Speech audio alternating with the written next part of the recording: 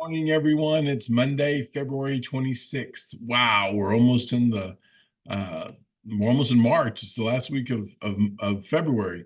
So what's interesting about this year is it's a leap year. February will have 29 days in it, and it's the 40th anniversary of my discharge from the United States Navy. I was discharged February 29th, 1984.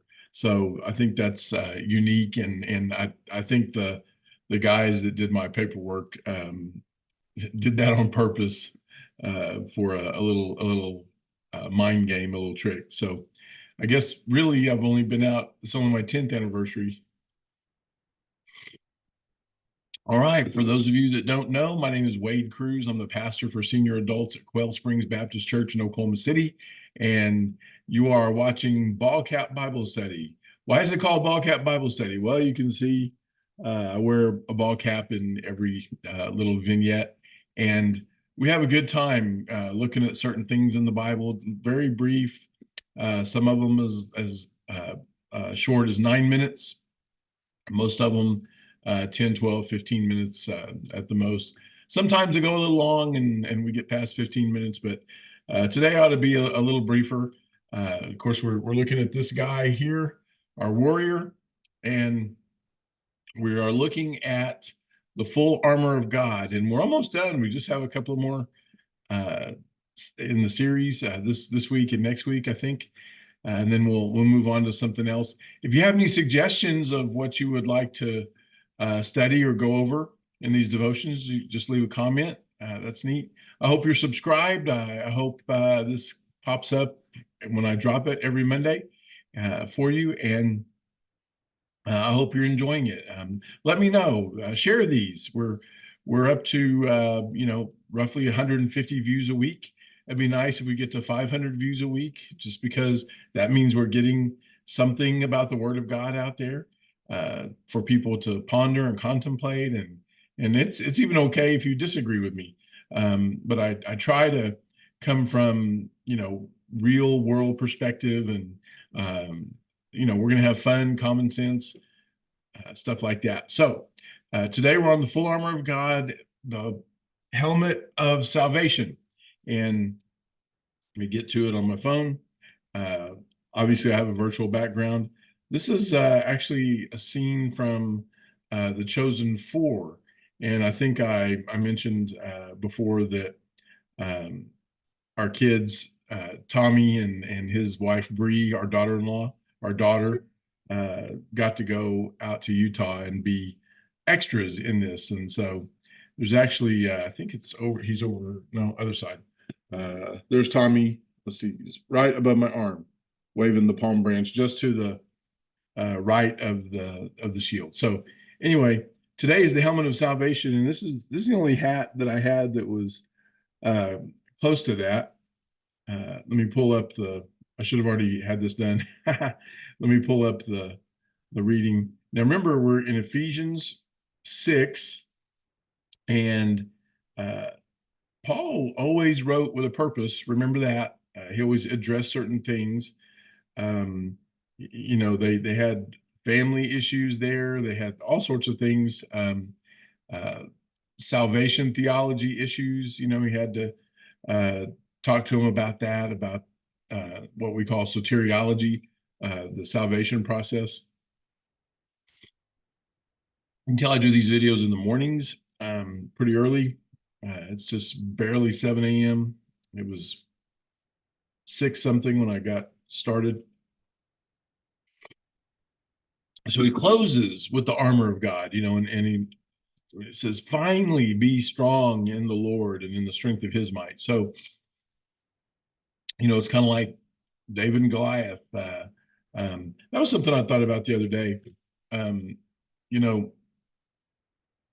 if you're a Christian, if you're a believer, um, you don't have a choice. You're in the battle. Spiritual warfare is real. Uh, you can't. Now we all play different roles, like in the military. Some of us are frontline people, some of us are support folks, somebody's got to do the paperwork, somebody has to cook the meals, somebody has to order the bullets, whatever. but uh, but it's real. It's spiritual. If you don't think spiritual warfare is real, one, you're not reading the Bible, and two, you're not engaged in life. Spiritual warfare is real. All the things that we used to take for granted, we now have to fight over. And when I say fight, I don't mean nothing violent, nothing physical. It's spiritual. And the truth is, just like Paul told the Ephesians, our enemy is not flesh and blood. And that's what we have to remember. You've heard the old saying, the Lord's army is the only one that goes around and shoots its wounded in the head. And we don't do very well at helping people recover from falls and injuries. Okay, so let's look at. We talked about girdle of truth, breastplate of righteousness, the footwear, the foot gear, the shield of faith. All right, here we go.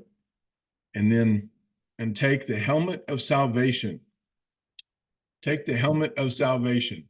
My OSU friends are going to hate this joke, but my OU guys will love it. So at OU, Oklahoma University, they have a sign above the door that they tap every time they go out. It says, "Play like a champion." At OSU, they have a sign that says, "Don't forget your helmet." So it's just a joke, but it goes along with helmet of salvation, because we definitely don't want to forget our helmet. When our boys were in high school and they would leave to go out and knock around with their friends and have fun on a Friday or Saturday, their mama, Rachel, would say, "Don't forget who you belong to, who you represent. See this guy? That's a pretty big helmet." And here's my question. Like this hat right here, I mean, it's pretty obvious what message it's putting across. What it's also, when I wear it, it's a big accountability partner, right? I gotta stand for the brand, so to speak. But how many of us run out into the world without the helmet of salvation? Nobody can look at us and see that we stand for the cross. And then let's talk about, what does a helmet cover and protect? Obviously, your head, your mind, the things in this noggin, and it's the helmet of salvation. There's some theology there. I think there's some takeaways. Like, your mind plays a role. Think about this. What did Joshua say? "Choose this day whom you will serve. As for me and my house, we're going to serve the Lord." That's a decision. You do what you want. I know what I'm doing. You choose this day whom you will serve. How about the Proverbs? "The fear of the Lord is the beginning of knowledge. Fools despise wisdom and instruction." The fool goes out in the world without his helmet of salvation on. How about the Psalm? One of my favorites, Psalm 46:10. "Be still and know I am God." Do you see the helmet of salvation? It's all about decision points. I mean, even a decision for the Lord or not for the Lord. What about the famous verse? Guys used to hold the signs up in the end zone, John 3:16. "For God so loved the world, he gave his only begotten son, that whosoever believeth in him should not perish, but have everlasting life." You go on and on and on. Jesus said, I do all this so you will know. Faith, faith is here, but it's also here, because we know it's different. We don't grieve like those who have no hope. On and on and on. So the challenge is, have we even put on the helmet of salvation? Do we even have one we can wear? That's between you and God. And then the Bible is full of things about head knowledge, things we should know, decision points things where we use our mind. And here's the thing, you need that helmet of salvation because the enemy's out there swinging a frying pan, a metaphorical frying pan. Bonk. You don't see anybody in the Super Bowl without a helmet. You don't see soldiers going out without helmets. And some places they still sing "Onward, Christian Soldiers, marching as to war." So think about all of that. Think about what needs protected. This is vital. We're not supposed to go out and not be prepared for battle. People should be able to look when you need help. You look around. What are you looking for? Somebody in a uniform. Well, guess what? There's a lot of people that need help, and they want to see you with that helmet of salvation. And it comes out. I had a friend. I have a friend. She'll know who she is when she watches this because I'm going to tell her story. But she was concerned that she had never given verbal testimony to one of her friends that passed away. And I said, you don't have to worry about that at all. You were now, should we? Yes. I'm not saying you don't have to tell people how much you love the Lord and what he means to you. But I promise you, this lady, you knew she was strapped up. She had her armor on every day. She wore that helmet of salvation with a humble pride, if you know what I mean. The way she carried herself. She came in, she looked like Wonder Woman, Christian wise. I mean, she had this full array of battle gear and she had the biggest shield of faith. I mean, just the way she walked and carried herself, you knew who she stands. She was a living testimony. Just the way she treated others and treated people around her. So if she doesn't know who I'm talking about, she was one of my teachers. Now she'll know. So that's what we got to be. We have to be seen in our battle gear. The old saying about when we wake up, the demons go, "Oh, great, they're awake." What do we look like? When we leave the house, do we have our gear on? One of our favorite shows that we like to watch, we still watch the reruns, we binge on it, is NCIS. And when there's something to go investigate, Gibbs will say, "Get your gear up, let's go."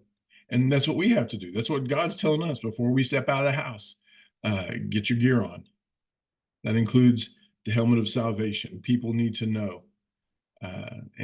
And also the reason that you put all this on is because the little children's song, "I'll Tell the World I'm a Christian." We should not be ashamed or afraid or scared we're going to offend somebody. Look, the truth is always going to offend someone who wants to live a lie.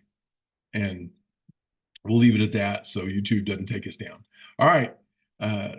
Get your helmets on, strap up, get your gear. Let's go. Love you guys. Have a great day.